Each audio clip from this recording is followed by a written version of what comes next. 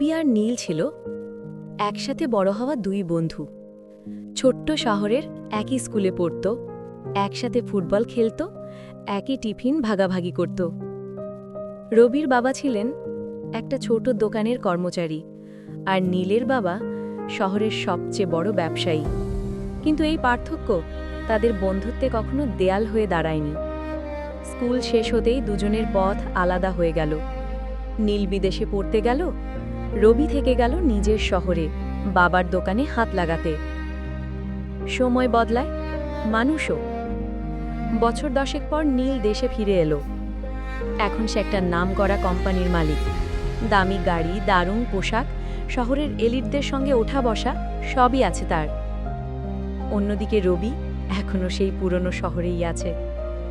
তবে সময়ের সঙ্গে বদলে গেছে সেও। নিজের বুদ্ধি আর পরিশ্রমে বাবার ছোট দোকানটাকে বড় করে একটা সফল সুপার শপে রূপ দিয়েছে।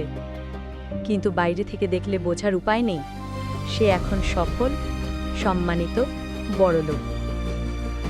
এক বিকেলে কফি শপে হঠাৎ দেখা হয়ে গেল দুই পুরনো বন্ধু।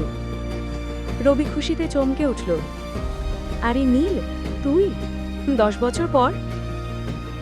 নীল একটু অবাক হলো, তারপর হেসে বলল, রবি, কেমন আছিস? এখনো দোটারে কাজ করিস? তার কণ্ঠে ছিল অজান্তেই একটা উচ্চতার গন্ধ, একটা করুণা মেশানো হাসি।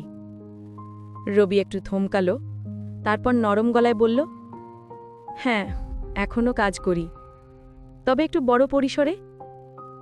নীল ভ্রুকুচকে বলল, ও তাই না জি, ভালোই তো, জীবন চলে যাচ্ছে তাই না?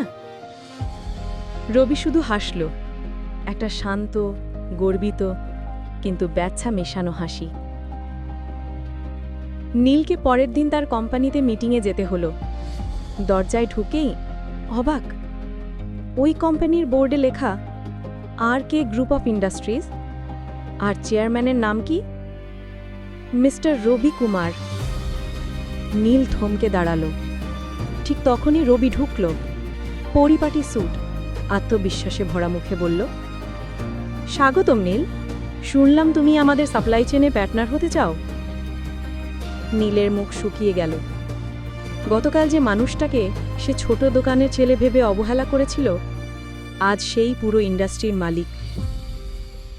মিটিং শেষে নীল চুপচাপ দাঁড়িয়ে বলল, রবি, আমি তোকে চিনতে পারিনি রে। রবি হেসে বলল, বন্ধুরা কি টাকায় চেনা যায় নীল? আমি তোকে চিনেছিলাম আগের মতোই, শুধু তুই আমাকে বদলে ফেলেছিস। নীলের চোখে জল এসে গেল।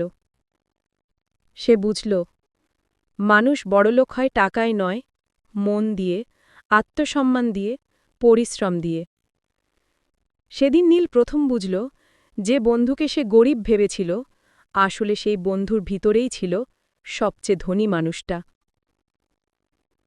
রবি শুধু চুপচাপ আকাশের দিকে তাকিয়ে বলল, সময় বদলায় নীল, কিন্তু বন্ধুত্বের মান মাপা যায় না টাকার ওজন দিয়ে।